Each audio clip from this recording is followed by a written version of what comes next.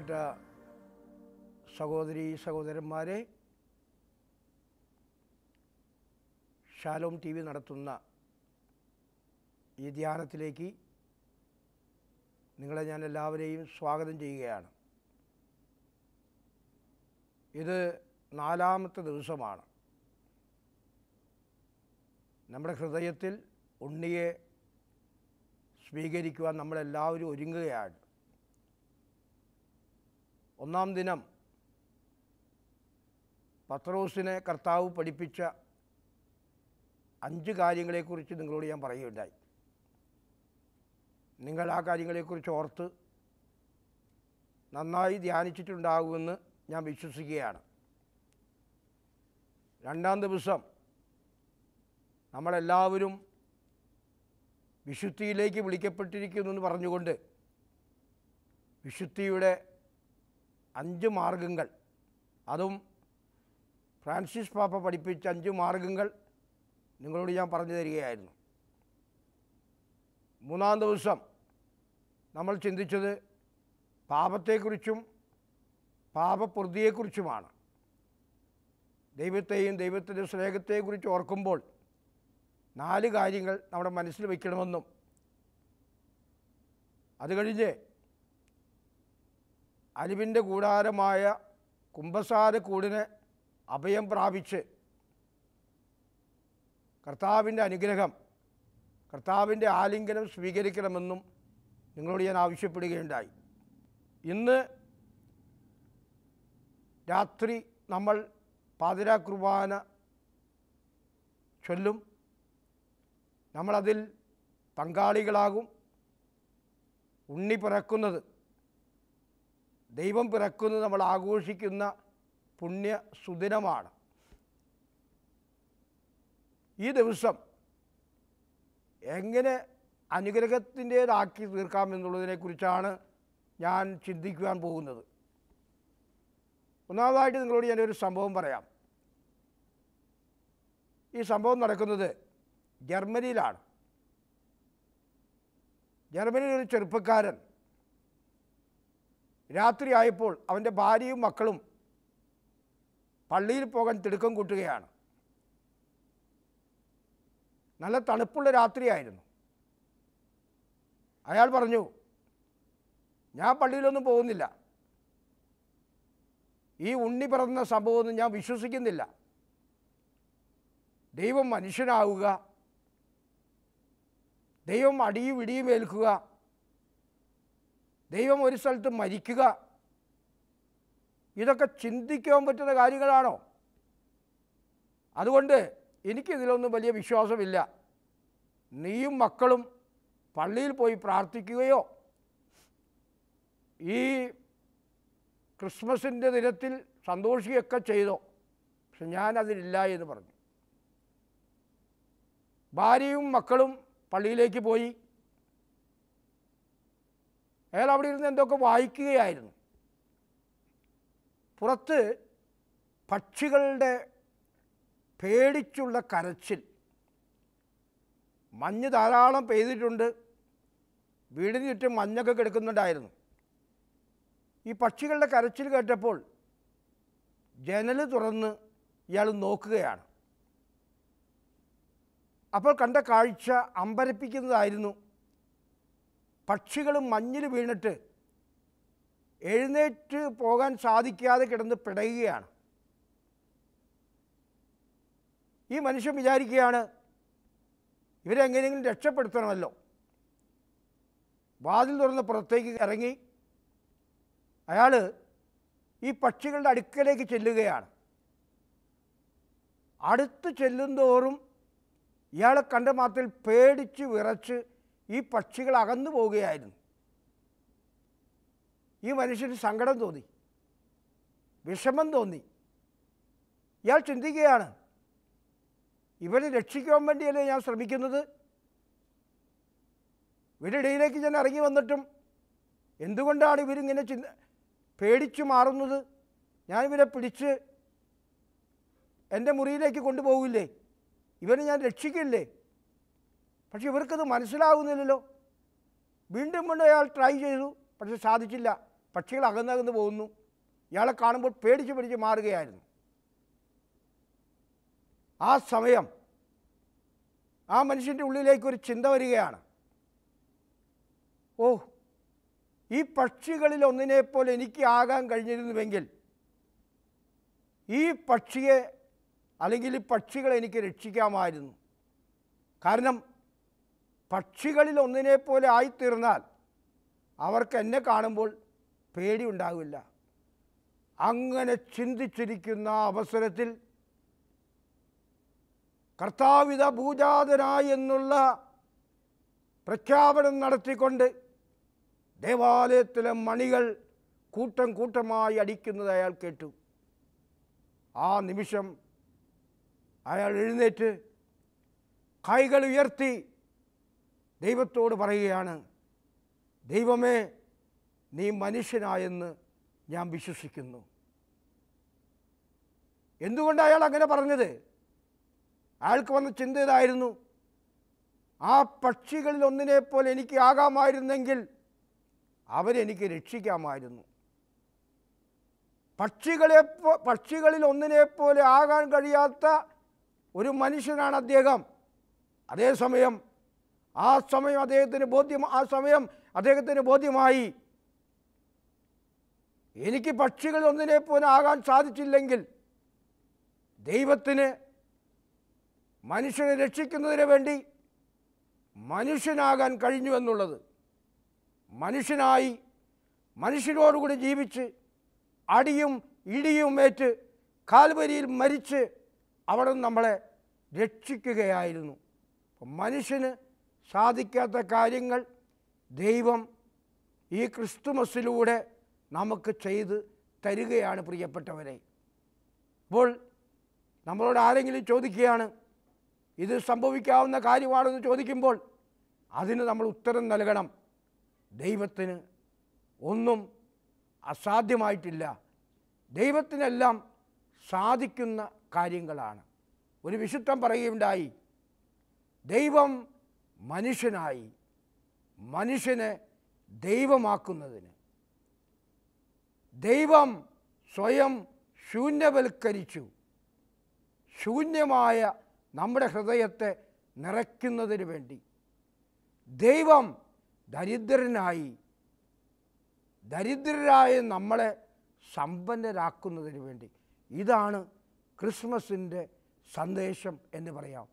ആദിയിൽ വചനമുണ്ടായിരുന്നു, വചനം ദൈവത്തോടു കൂടിയായിരുന്നു, വചനം മാംസമായി നമ്മുടെ ഇടയിൽ വസിച്ചു. അവിടുത്തെ കൃപയും അവിടുത്തെ മഹത്വവും ഞങ്ങൾ കണ്ടുവെന്ന് യോഹന്നാൻ്റെ സുവിശേഷം 1-ാം അധ്യായത്തിൽ സാക്ഷ്യപ്പെടുത്തിയിട്ടുണ്ട്. പ്രിയപ്പെട്ടവരെ, ഈ ക്രിസ്മസ് അനുഗ്രഹപ്രദമാക്കുന്നതിന്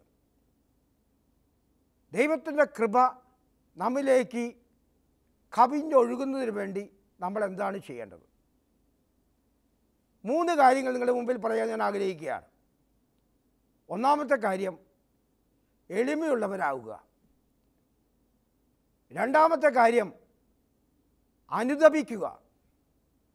മൂന്നാമത്തെ കാര്യം, ദൈവവചനത്തോട് പ്രതികരിക്കുന്നവരായിരിക്കുക. പല ധ്യാന ഗുരുക്കന്മാരും പല ധ്യാനാവസരങ്ങളിൽ പറഞ്ഞിട്ടുള്ള കാര്യമാണ് ഞാൻ ഈ പറയുന്നത്. ഏശയ്യാ പ്രവാചകൻ്റെ പുസ്തകം 66-ാം അധ്യായം 2-ാം വാക്യത്തിൽ ഈ 3 കാര്യങ്ങളെക്കുറിച്ച് പ്രതിപാദിക്കുന്നുണ്ട്. അവിടെ എന്താ പറയുന്നത് അറിയാമോ? ആത്മാവിൽ എളിമയുള്ളവനും അനുതാപമുള്ളവനും ദൈവത്തിൻ്റെ വചനം ശ്രവിച്ച് വിറയ്ക്കുന്നവനെയുമാണ് ഞാൻ കടാക്ഷിക്കുന്നത്. അപ്പം ദൈവം കടാക്ഷിക്കുന്നത്, ദൈവം അനുഗ്രഹിക്കുന്നത് അനുതാപമുള്ള ഹൃദയത്തെയാണ്, എളിമയുള്ള വ്യക്തിയെയാണ്, ദൈവവചനത്തോട് പ്രതികരിക്കുന്നവരെയാണ്. ഈ 3 കാര്യങ്ങളും ഈ ക്രിസ്മസ് ദിവസം ചെയ്യാനും അനുഗ്രഹം തേടാനും എന്നെ ശ്രമിക്കുന്നത് നിങ്ങൾക്ക് ഓരോരുത്തരും കഴിയട്ടെ എന്ന് ഞാൻ പ്രാർത്ഥിക്കുകയാണ്. ഒന്നാമതായിട്ട് എളിമയുള്ളവരാകുക. എളിമയെക്കുറിച്ച് ഞാൻ നിങ്ങളോട് അധികം പറയേണ്ട ആവശ്യമില്ല, എന്താണെന്ന് എല്ലാവർക്കും അറിയാം. ദൈവം എളിമപ്പെട്ട സ്ഥലമാണ് ബത്ലഹേം. ബത്ലഹേമിൽ ദൈവം സ്വയം ശൂന്യവൽക്കരിച്ചു. ദൈവം ചെറുതായി, ദൈവം കുനിഞ്ഞു, ദൈവം വിനീതനായി. പ്രിയപ്പെട്ടവരെ, ദൈവം പഠിപ്പിക്കുന്ന ഏറ്റവും വലിയ പാഠമാണിത്. നമ്മളും കുനിയാൻ പഠിക്കണം, ചെറുതാകാൻ പഠിക്കണം, വിനയമുള്ളവരാകാൻ പഠിക്കണം. എങ്കിൽ ദൈവത്തിൻ്റെ അനുഗ്രഹം നമ്മളിലേക്ക് വർഷിക്കപ്പെടും. ഇതാ കർത്താവിൻ്റെ ദാസി, നിന്റെ വചനം പോലെ എന്നിൽ സംഭവിക്കട്ടെ എന്ന് പറഞ്ഞ മറിയത്തെ പോലെ വിനയത്തോടുകൂടി ദൈവത്തിൻ്റെ മുമ്പിൽ നിൽക്കാനായിട്ട് നമുക്ക് സാധിക്കണം. രണ്ടാമതായിട്ട് അനുതപിക്കണം. ഞാൻ ഇന്നലെ നിങ്ങളോട് പറയുകയുണ്ടായി, അനുതപിച്ച് അലിവിൻ്റെ കൂടാരമായ കുമ്പസാരക്കൂടിനെ സമീപിക്കണമെന്ന്. കർത്താവ് തന്നെ തൻ്റെ പ്രസംഗം പരസ്യ ജീവിതത്തിൽ ആരംഭിക്കുന്നത്, ഇതാ സമയം സമാഗതമായി, ദൈവരാജ്യം സമീപിച്ചിരിക്കുന്നു, പശ്ചാത്തപിച്ച് സുവിശേഷത്തിൽ വിശ്വസിക്കുവാൻ. മാർക്കോസിൻ്റെ സുവിശേഷം 1-ാം അധ്യായം 14-15 വാക്യങ്ങൾ. അപ്പോൾ പശ്ചാത്തപിച്ച് സുവിശേഷത്തിൽ വിശ്വസിക്കുവാനാണ് നമ്മുടെ ആഹ്വാനം ചെയ്യുന്നത്. അപ്പോൾ ഇന്ന് പ്രത്യേകമായിട്ട് കർത്താവിനെ സ്വീകരിക്കാൻ നമ്മൾ ഒരുങ്ങുമ്പോൾ നമ്മുടെ പാപത്തെക്കുറിച്ച് അനുതപിച്ചുകൊണ്ട് അത് ഏറ്റുപറഞ്ഞുകൊണ്ട് ദൈവത്തിൻ്റെ കാരുണ്യവും ദൈവത്തിൻ്റെ സ്നേഹവും തേടുവാൻ നമുക്ക് കഴിയണം. അങ്ങനെ നമുക്ക് ഈ ദിവസത്തെ അനുഗ്രഹമുള്ളതാക്കാൻ സാധിക്കും. മൂന്നാമതായിട്ട് ദൈവവചനത്തോട് പ്രതികരിക്കുന്നവരാകുക. വചനത്തെ കേൾക്കുന്നവർ മാത്രമല്ല, വചനം അനുസരിക്കുന്നവരായിരിക്കണം. Not merely listeners of the word, but doers of the word. വചനം ചെയ്യുന്നവരായി തീരണം നമ്മൾ ഓരോരുത്തരും. നമ്മൾ എത്രയോ പ്രാവശ്യം വചനം വായിക്കുന്നു, നമ്മൾ ഓരോ ഞായറാഴ്ചയും ചെല്ലുമ്പോൾ പ്രസംഗങ്ങൾ കേൾക്കുന്നു, ദൈവവചന പ്രഘോഷണമുണ്ട്. ആ വചനങ്ങളൊക്കെ നമ്മൾ വരുത്തുന്ന മാറ്റങ്ങൾ എന്തൊക്കെയാണെന്ന് നമ്മൾ ചിന്തിക്കണം. ഈ 3 കാര്യങ്ങൾ നിങ്ങൾ ചെയ്യുമ്പോൾ തീർച്ചയായിട്ടും നിങ്ങൾക്ക് അനുഗ്രഹങ്ങൾ ധാരാളമായി ലഭിക്കും. പക്ഷെ ഒരു കാര്യം കൂടി ഞാൻ പറയാൻ ആഗ്രഹിക്കുകയാണ്. ഈ അനുഗ്രഹങ്ങൾക്ക് തടസ്സമായ ചില കാര്യങ്ങളെ ജീവിതത്തിൽ നിങ്ങൾ മാറ്റി കളയാനായിട്ട് നോക്കണം. ഈ ജോഷുവയുടെ പുസ്തകം 3-ാം അധ്യായം മുതൽ 7-ാം അധ്യായം വരെ നിങ്ങളൊന്ന് വായിക്കുന്നത് നല്ലതാണ്. പല ധ്യാന ഗുരുക്കന്മാരും ഇതിനെക്കുറിച്ച് പല പ്രാവശ്യം പ്രസംഗിച്ചിട്ടുണ്ട്. നിങ്ങൾ ഒരുപക്ഷെ കേട്ടിരിക്കുന്നു ഞാൻ വിചാരിക്കുകയാണ്.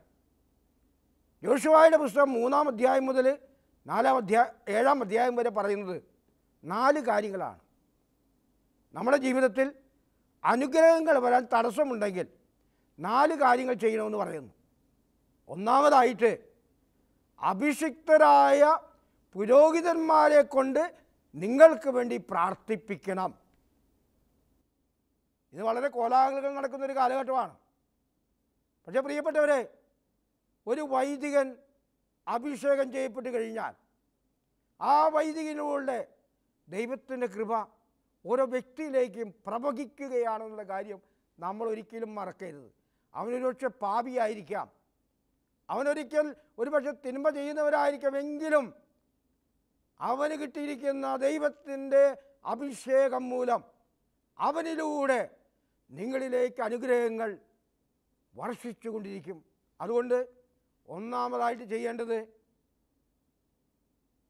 അഭിഷേകം ചെയ്യപ്പെട്ട പുരോഹിതന്മാരിൽ നിന്നും പ്രാർത്ഥനാ സഹായം ആവശ്യപ്പെടുക. യോർദാൻ നദിയിൽ പേടകവും ചുമന്നുകൊണ്ട് വൈദികർ കാലുവെച്ചപ്പോൾ, പുരോഹിതന്മാർ കാലുവെച്ചപ്പോൾ വെള്ളം മാറിപ്പോയി, അവർ നടന്നുപോയി എന്നാണ് പറയുന്നത്. രണ്ടാമത്തേത് അനുഗ്രഹം കിട്ടാനുള്ള വഴി, തടസ്സങ്ങൾ മാറാനുള്ള വഴി, നമ്മൾ വീണ്ടും വീണ്ടും പ്രാർത്ഥിച്ചുകൊണ്ടിരിക്കണം. ഒരു പ്രാവശ്യം പ്രാർത്ഥിച്ച് പ്രാർത്ഥന നിർത്തുകയല്ല. നിങ്ങൾക്കറിയാം, ജെറീക്കോയിൽ ചെന്ന് കഴിഞ്ഞപ്പോൾ ജെറിക്കോയുടെ മതിലുകളായിരുന്നു അവർക്ക് ഏറ്റവും വലിയ തടസ്സം. ആ തടസ്സത്തെ മാറ്റാൻ 7 ദിവസം അവർ ആ മതിലിന് ചുറ്റും നടക്കുകയാണ്. പുരോഹിതന്മാർ കാഹളം മുഴക്കിക്കൊണ്ട് 7-ാം ദിവസം 7 പ്രാവശ്യം കാഹളം മുഴക്കി എല്ലാവരും കൂടിയും ഒച്ചയെടുത്തപ്പോൾ ആ മതിൽ വീണു എന്ന് പറയുന്നു. വീണ്ടും വീണ്ടും വീണ്ടും പ്രാർത്ഥിക്കണം. ഇന്ന് കിട്ടിയില്ല എന്ന് വിചാരിച്ച് ഒരിക്കലും നമ്മൾ പ്രാർത്ഥന നിർത്തരുത്. തുടർച്ചയായി പ്രാർത്ഥിച്ചുകൊണ്ടിരിക്കുക. ദൈവം നിങ്ങളെ അനുഗ്രഹിക്കും. അതുപോലെ തന്നെ മറ്റൊരു കാര്യം നമ്മൾ പഠിക്കേണ്ട കാര്യം, അത് ആയിപ്പട്ടണം എന്ന് പറയുന്ന പട്ടണത്തെ ആക്രമിക്കാൻ ചെന്നപ്പോൾ ഇസ്രായേൽക്കാരെ ആ പട്ടണ നിവാസികൾ കൊന്നു. അവർക്ക് ദൈവത്തിന് അനുഗ്രഹമില്ലാതായി. അതിൻ്റെ കാരണം എന്തായിരുന്നു? ആഖാൻ എന്ന് പറയുന്ന ഒരു വ്യക്തി ദൈവം എടുക്കരുതെന്ന് പറഞ്ഞത് എടുത്തുകൊണ്ട് പോകുന്നത് കൊണ്ടായിരുന്നു. അതായത് പാപത്തെയും പാപ സാഹചര്യങ്ങളെയും അനുഗ്രഹം കിട്ടാൻ വേണ്ടി നമ്മൾ ഉപേക്ഷിക്കണം. നമ്മുടെ കുടുംബത്തിലോ നമ്മളിലോ പാപികളായി മാനസാന്തരപ്പെടാതെ ജീവിക്കുന്ന വ്യക്തികളുണ്ടെങ്കിൽ ഈ ക്രിസ്മസിന് കുമ്പസാരക്കൂടിന് അഭയം പ്രാപിച്ചുകൊണ്ട് പാവങ്ങളേറ്റു പറഞ്ഞ് മനസ്തപിച്ച് ധാരാളം അനുഗ്രഹങ്ങൾ നിങ്ങളുടെ കുടുംബത്തിനും നിങ്ങളുടെ മക്കൾക്കും നിങ്ങളുടെ മാതാപിതാക്കൾക്കും കിട്ടാൻ ഇടയാകട്ടെ എന്ന് ഞാൻ പ്രത്യേകമായിട്ട് പ്രാർത്ഥിക്കുകയാണ്. അപ്പോൾ ഈ തുടർച്ചയായി പ്രാർത്ഥിക്കുക,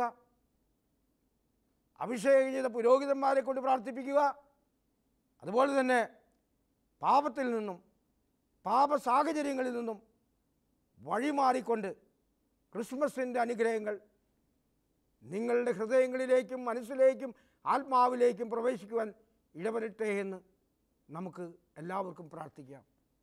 ദൈവം മനുഷ്യനായി മനുഷ്യനെ ദൈവമാക്കുന്നതിന്, ദൈവം ദരിദ്രനായ മനുഷ്യനെ സമ്പന്നനാക്കുന്നതിന് ദൈവം സ്വയം ശൂന്യവൽക്കരിച്ചു. ശൂന്യമായ എൻ്റെയും നിങ്ങളുടെയും ഹൃദയത്തെ അവിടുത്തെ സ്നേഹം കൊണ്ട് നിറയ്ക്കുന്നതിന് വേണ്ടി ദൈവമേ നന്ദി.